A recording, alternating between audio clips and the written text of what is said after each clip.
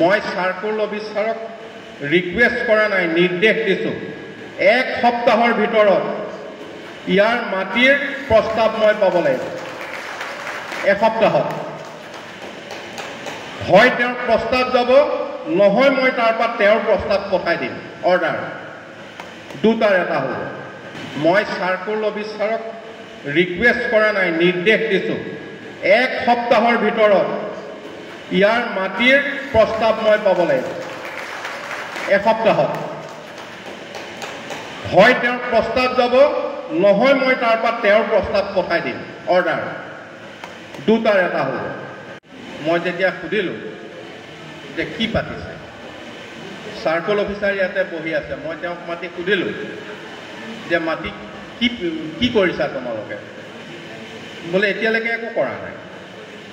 একো নাই কৰা মানে যে এইটো ভিজিআৰ মাটি, ইয়াৰ সলনি মাটি নিদিলে এই মাটিটো দিব নোৱাৰে।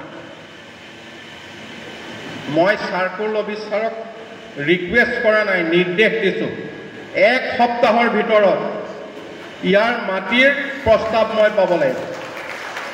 1 সপ্তাহত হয় তেওঁৰ প্ৰস্তাৱ যাব, নহয় মই তাৰ পৰা তেওঁৰ প্ৰস্তাৱ পঠাই দিম। অৰ্ডাৰ দুটাৰ এটা হ'ব।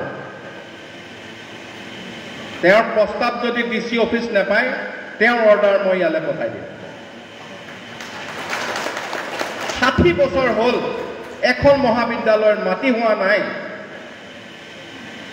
মই কৈ দিছোঁ, বেলেগ জাগাত 100 বিঘা মাটি ভিজিআৰ কৰি দিয়ক আৰু 75 বিঘা মাটিৰ প্ৰস্তাৱ দিয়ক।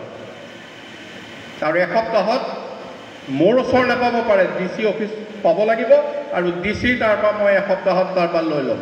DCকো কৈ দিম 1 সপ্তাহত তাৰ পৰা মোৰ তাত পৌঁছাব লাগিব।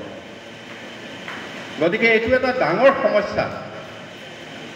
কাইলৈ এই মহাবিদ্যালয়খন কিবা এটা কথাত আমি যদি এনেকুৱা কিছুমান গ্ৰাণ্ট কৰবাৰ পৰা পাওঁ, কিবা পাওঁ, মাটিৰ কাগজ নহ'লে সেইবিলাক কেতিয়াও নিদিয়ে।